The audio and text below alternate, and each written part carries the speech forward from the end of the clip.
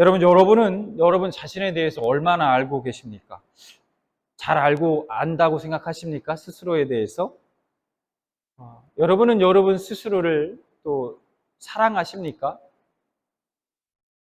사람은 누구에게나 남들보다 못한 부분이 있습니다. 어떤 사람은 외모가 좀 그럴 수도 있고요. 어떤 사람은 학벌이, 어떤 사람은 또 경제적 상황이 그럴 수 있고, 또 어떤 사람은 자신의 과거의 어떤 깨진 가정의 어떤 모습으로 인해서 그럴 수도 있습니다. 이런 자신이 남보다 못하다거나 또 부족하다고 생각하는 걸 뭐라고 부를까요? 뭐라고 부릅니까? 그런 부족하다고 생각하는 것으로 인해 드는 감정, 생긴 감정을 바로 우리는 열등감이라고 하죠. 그리고 이런 열등감은 때론 더 나아가서 자기 비하로 이어지기도 합니다. 자기 비하가 뭡니까? 즉 이런 거죠. 자기 자신을 과소평가하고 저평가하면서 경멸함으로써 또 자기 자신을 비난하는 그런 행동을 말합니다. 이런 사람들은 삶에 힘이 없습니다. 자신감과 추진력이 없어요. 그리고 자신의 능력, 가능성을 모를 뿐만 아니라 그런 것이 있다고 해도 제대로 발휘하지도 못하고 살아갑니다. 여러분, 우리는 비전이라는 말을 자주 쓰고 또 자주 듣고 그렇습니다. 그러면 이 비전이라는 단어가 의미하는 것이 무엇일까요? 우선 이 비전이 이렇게 사전적 의미를 좀 찾아보니까요, 이렇게 되어 있습니다. 미래에 대한 구상, 미래상이라고만 이렇게 짧게 기술되어 있습니다. 근데 이 사실 비전이라는 말을 좀 더 자세히 그 의미를 살펴보면 보는 행위 또는 보는 능력, 보는 감각, 꿰뚫어 보는 힘, 마음의 시력 등등의 의미를 담고 있습니다. 그래서 이 단어는 어떤 상상력, 선견, 통찰력으로도 번역되기도 합니다. 성경에서는 이 비전이라는 단어가 직접 등장하지는 않지만 그러나 비전을 의미하는 몇 가지 성경 구절들이 있습니다. 예를 들면 요엘 2장 28절을 보면 이런 말씀이 있습니다. 그 후에 내가 내 영을 만민에게 부어주리니 너희 자녀들이 장래의 일을 말할 것이며 너희 늙은이는 꿈을 꾸며 너희 젊은이는 이상을 볼 것이며 이 말씀에서 이상을 보고 꿈을 꾸는 것, 이것이 바로 비전의 의미로 쓰인 단어입니다. 마지막 때의 모든 그리스도인들에게 성령을 통해서 부어주시는 은혜입니다. 그래서 이 비전이라는 단어는 성경에서도 기본적으로 우리가 이렇게 보는 것과 관련이 아주 깊은 단어입니다. 성경은 우리에게 이렇게 제안합니다. 히브리서 12장 2절 믿음의 주요 또 온전하게 하시는 이인 예수를 바라보자. 여기서 바라보다라는 단어는 헬라어 아포라오라는 단어가 쓰였는데 이 단어의 의미는 시선이 분산되지 않고 어떤 한 곳에 고정되어서 뚜렷하게 보는 것을 의미합니다. 그래서 이 단어와 동일한 의미를 갖는 또 다른 낱말이 있는데 마찬가지로 히브리서 11장 26절에 이런 말씀이 있습니다. 그리스도를 위하여 받는 수모를 애굽의 모든 보화보다 더 큰 재물로 여겼으니 이는 상 주심을 바라봄이라. 이 모세에 대한 이야기인데요. 여기서 바라보다, 이는 상 주심을 바라봄이라 라는 이 말씀, 여기서 바라보다 라는 이 단어, 여기서 헬라어 아포플레포라는 단어가 쓰였는데 이걸 번역하면 이거 역시 한 가지의 시선을 집중하기 위해 모든 것에서 시선을 멀리한다. 이런 의미입니다. 그러므로 우리가 비전이라는 단어의 의미를 우리가 성경적으로 생각해 볼 때 이렇게 정의할 수 있을 것 같습니다. 그리스도인들에게 있어서 비전은 하나님께 고정된 시선으로 그분의 시선을 통해서 세상을 보는 것, 하나님이 보는 시각으로 나를 보고 타인을 보고 세상을 보는 그런 눈, 그런 안목을 얻는 것을 말한다는 것이죠. 여러분, 제가 지금 갑자기 앞에서 열등감, 자기 비하, 막 이런 얘기를 하다가, 아니, 왜 갑자기 비전에 대한 얘기를 하고 있을까?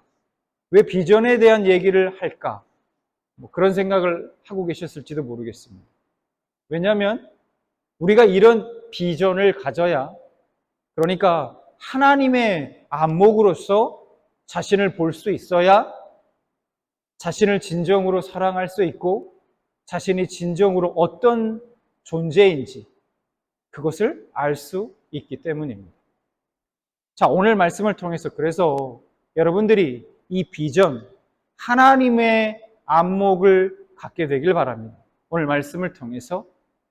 그리고 그 시선으로 자신과 또 타인과 세상을 바라볼 수 있게 되시기를 소망합니다. 우리 각자가 가지고 있는 이 보는 눈, 이 보는 눈은 객관적으로 세상을 보는 것이 아닙니다. 왜냐하면 사람은 누구나 자기가 살아왔던 세상이 있고, 즉 자기가 경험했던 그 인생을 통해서 세상을 보고 자신과 타인을 보기 때문입니다.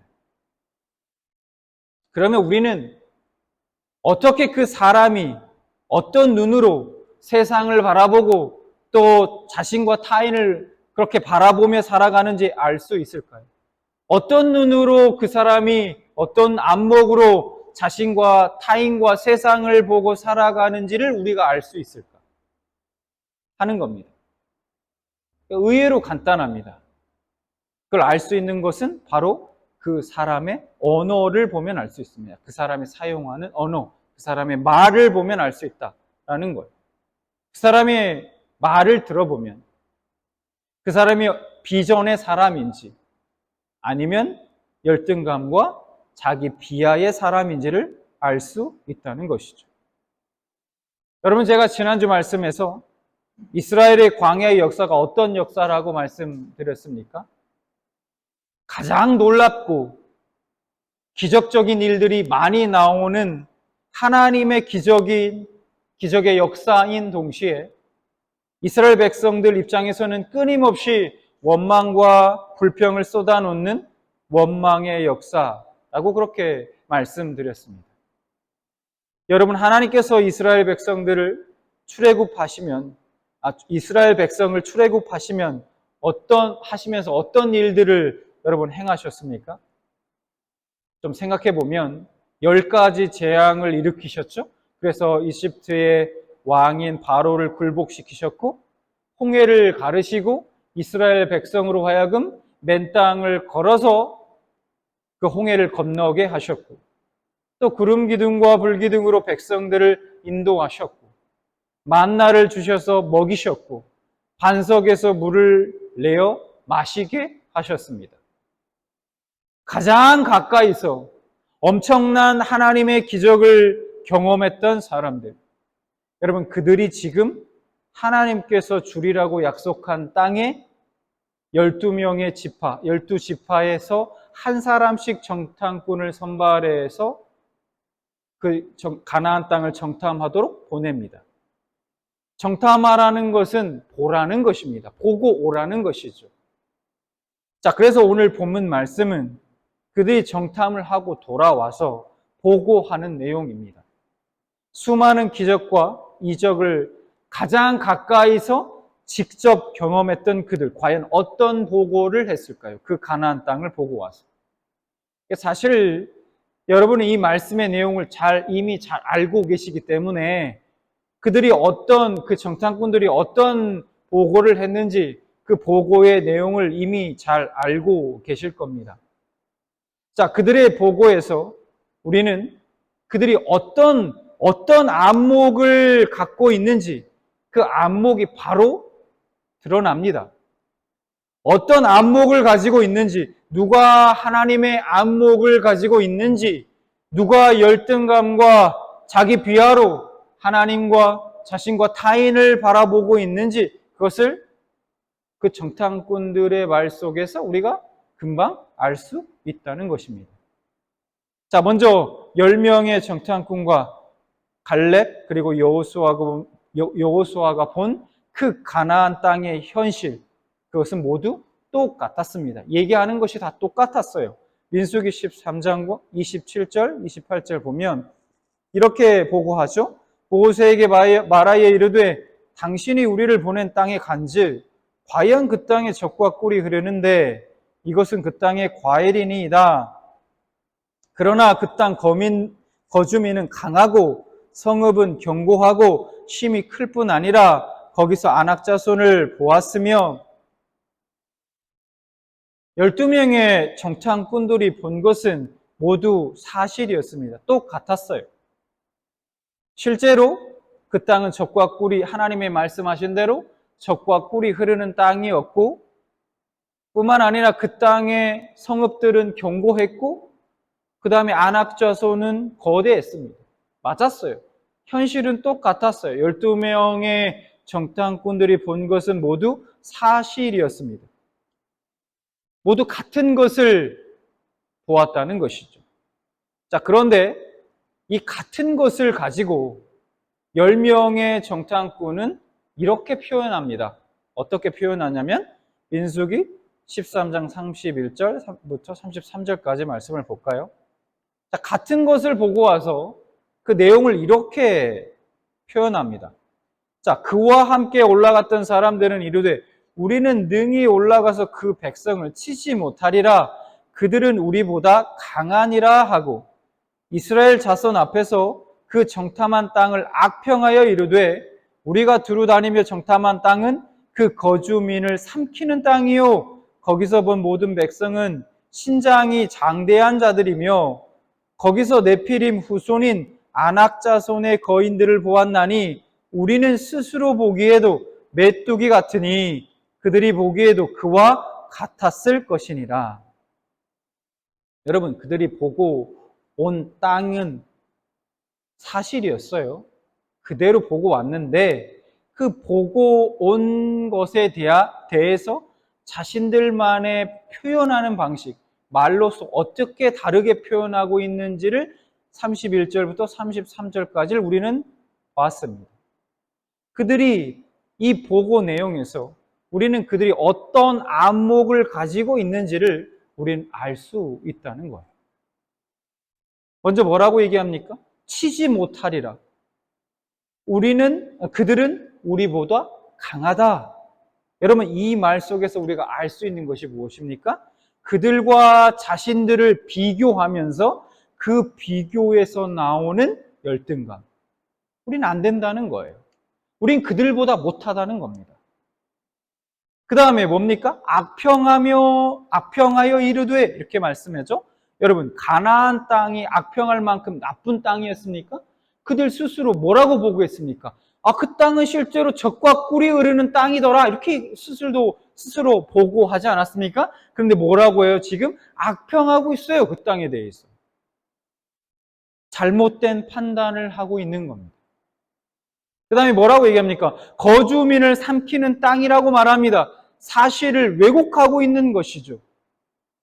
그리고 뭐라고 얘기합니까? 스스로 보기에도 뭐라고요? 메뚜기 같다 이렇게 얘기합니다. 자기 자신을 더 나아가서 뭐하고 있습니까? 비하하고 있는 거예요. 우리가 메뚜기 같답니다. 그들과 비교해보면. 그리고 그들이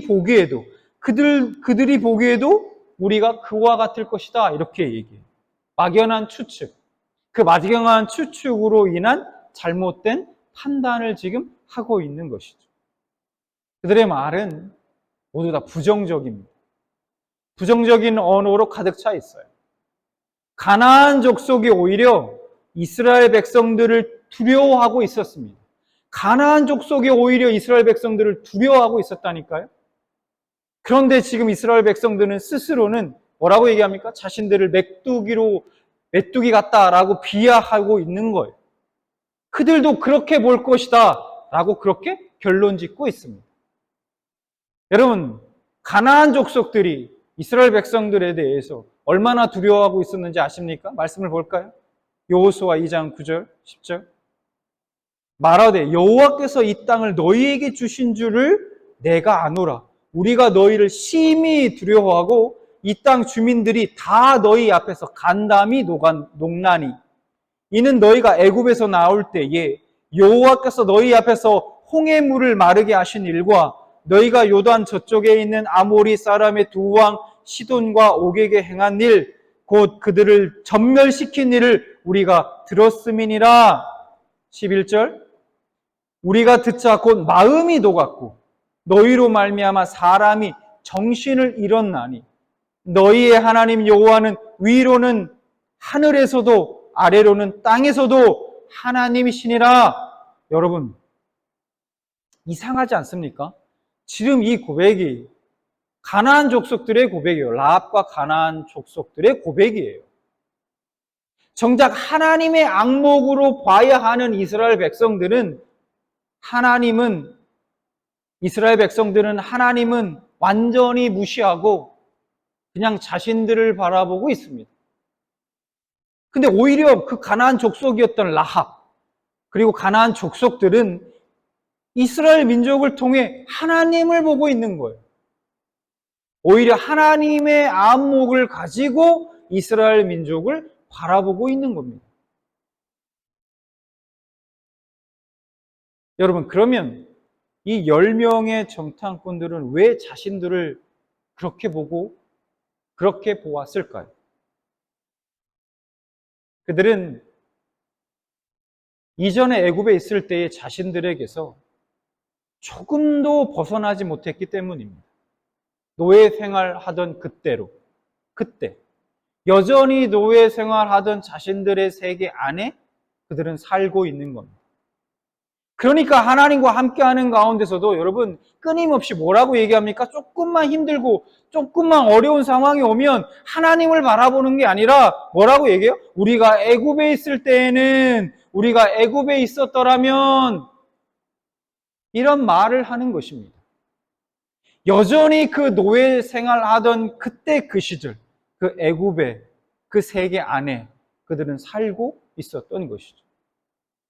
그들의 내면은 여전히 애굽의 세상을 그리워하면서 그 세상에 살고 있는 겁니다. 여전히 옛사람의 안목에 안경을 쓰고 자신과 세상을 바라보며 살아가고 있는 것이죠. 하나님께서 40년의 광야 생활을 왜 허락하셨을까요, 여러분? 여러 가지 이유가 있지만 그들을 훈련시키기 위해서 그랬다는 것을 우리는 다 알고 있습니다. 특별히 좀 자세하게 얘기하면 오늘 말씀과 연관시켜서 우리가 생각해 보면 그 이유는 바로 그 안경을 벗고 하나님의 안목의 안경을 그들에게 씌워주기 위함이었습니다. 여러분 비전이 뭐라고 말씀드렸습니까 아까? 바로 하나님의 안목으로 자신을 바라보는 것. 제가 그것이 비전이라고 말씀드렸습니다. 그런데 이 10명의 정탐꾼들과는 이런 다른 안목을 가진 사람들이 있었습니다. 그들이 누굽니까? 우리가 잘 알고 있는 바로 여호수아와 갈렙입니다. 똑같이 12명의 정탐꾼 중에 두 사람입니다. 그들도 나머지 10명의 정탐꾼들과 똑같은 상황, 똑같은 현실의 가나안 땅을 보고 왔어요. 그들이 뭐라고 고백하는지 볼까요? 민수기 13장 30절과 14장 7절부터 9절 말씀을 이어서 보겠습니다. 갈렙이 모세 앞에서 백성을 조용하게 하고 이르되 우리가 곧 올라가서 그 땅을 취하자 능히 이기리라 하나. 이어서 14장 7절부터 9절 말씀 보겠습니다. 이스라엘 자손의 온 회중에게 말하 이르되 우리가 두루다니며 정탐한 땅은 심히 아름다운 땅이라. 여호와께서 우리를 기뻐하시면 우리를 그 땅으로 인도하여 들이시고 그 땅을 우리에게 주시리라. 이는 과연 젖과 꿀이 흐르는 땅이니라. 다만 여호와를 거역하지는 말라. 또 그 땅 백성을 두려워하지 말라. 그들은 우리의 먹이라. 그들의 보호자는 그들에게서 떠났고 여호와는 우리와 함께 하시느니라. 그들을 두려워하지 말라 하나. 같은 곳을 보고 왔는데 보고하는 내용은 완전히 정반대입니다. 이 두 사람은 어떻게 10명의 정탐꾼들과는 완전히 다른 말을 할 수 있었을까요? 여호수아와 갈렙은 뭐라고 얘기합니까? 그 땅을 취하자. 능히 우리가 이기리라. 그들을 두려워하지 말아라. 그들이 우리의 밥이다. 우리의 먹이다. 라고 그렇게 말합니다. 두 사람이 어떻게 이렇게 고백할 수 있었을까? 과연 그 이유가 무엇일까요? 자신들이 가나안 족속보다 실제로 강하다고 그렇게 생각하고 있었기 때문이었을까요? 여러분, 아닙니다. 그들이 그렇게 생각했었던 것, 여호와 하나님이 함께 하시기 때문에, 여호와 하나님이 함께 하시면 우리는 능히 그 땅을 취할 수 있다고 그렇게 말하고 있는 것입니다. 자신들이 힘이 있어서 우리가 능히 그 땅을 취할 수 있다, 그렇게 얘기하지 않습니다. 하나님이 기뻐하시면 하나님이 우리와 함께 하시기 때문에 우리는 그 땅을 능히 취할 수 있다, 이렇게 고백하고 있지 않습니까? 자신들의 안목이 아니라 하나님의 안목으로 볼 때 그들은 비전의 사람이 될 수 있는 거예요.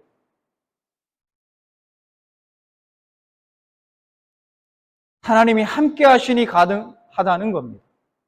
자신들의 시선이 아니라 하나님의 시선으로 바라보고 있는 것이죠. 여호수아와 갈렙은 다른 백성들과 이런 생각을 할 수 있어요. 출신이 다르지 않느냐 혹시?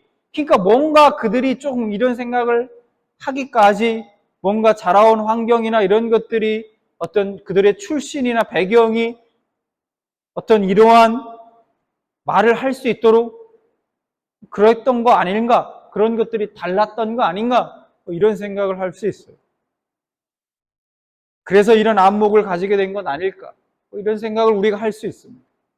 근데 아니라는 거예요. 여호수아와 갈렙도 백성들과 똑같은, 이스라엘 백성들과 똑같은 그냥 노예였습니다. 노예 신분이었어요. 그러나 그들은 비전의 사람이었고 매사에 하나님을 인정하는 사람이었습니다.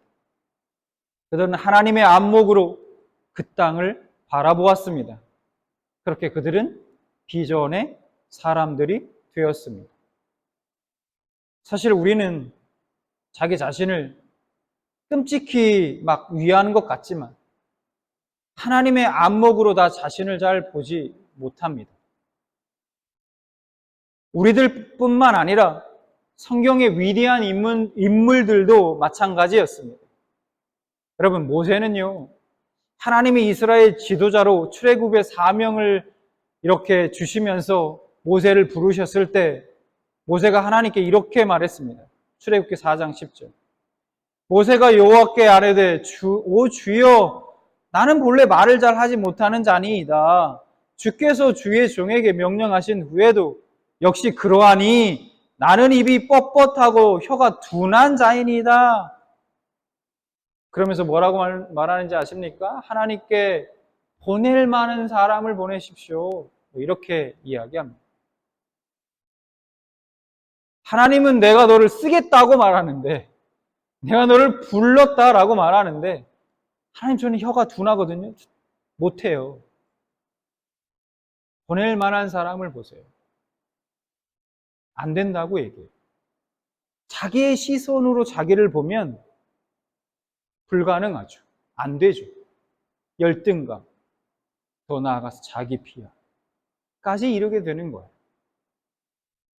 하나님은 내가 널 쓰겠다, 너는 귀하다, 내가 너를 사용하겠다 라고 말하는데 안 된다는 거예요. 예레미야 선지자는 어떤지 아십니까? 하나님께서 열방의 선지자로 부르셨을 때 나는 어린아이라 말할 줄을 모릅니다 라고 말했습니다. 대부분 참 나를 보지 못하게 하는 것, 그것이 바로 뭡니까? 열등감입니다. 끊임없이 남과의 비교를 통해서 나의 가치를 매기는 것. 이와 비슷하지만 조금 다른 의미로 우리의 비전을 가로막는 것이 있습니다. 뭡니까? 바로 자기 비하 혹은 자기 학대입니다. 남과 비교하며 열등의식을 갖는 것도 문제지만 자기 안에 갇혀서 끊임없이 자기 자신을 비하하는 것은 여러분 더 큰 문제입니다. 이것은 자신의 존재 자체를 인정하지 않는 거예요. 열등감이나 자기 비하 모두 자기 자신을 사랑하지 못하는 데서 오는 감정이라는 겁니다.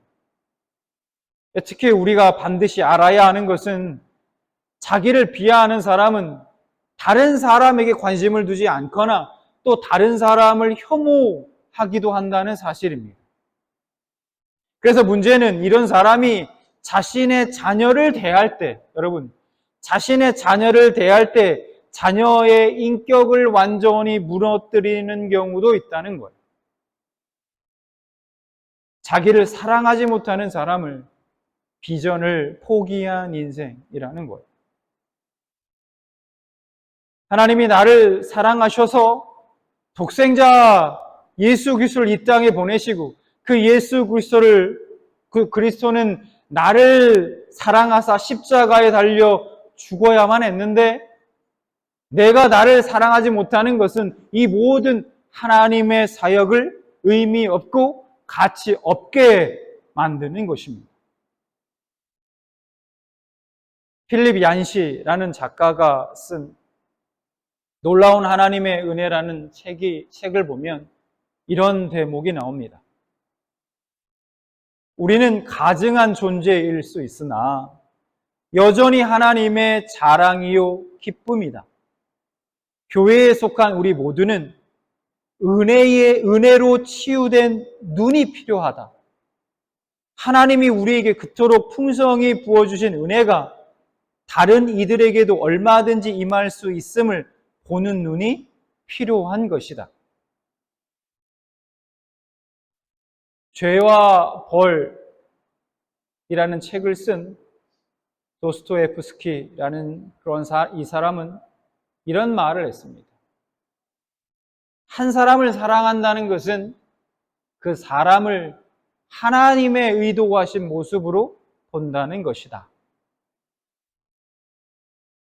저는 여러분 모두가 옛사람의 그 안목의 그 안경을 벗어버리시고 하나님의 안목의 안경을 다시 새롭게 쓰게 두시길 바랍니다. 그 하나님의 안목으로 자신을 바라보고 세상을 또 바라보고 타인을 바라보게 되시길 바랍니다. 무엇보다 그 하나님의 안목으로요, 여러분의 자녀들을 바라보시기 바랍니다.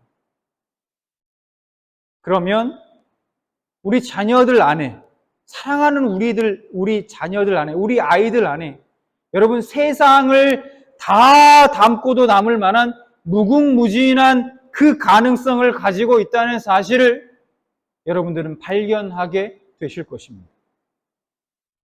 그리고 또한 우리 아이들이 얼마나 소중한 하나님의 보배들인지 진정으로 깨닫게 되실 것입니다. 비전은 결국 하나님이 바라보는 나를 회복하는 것입니다.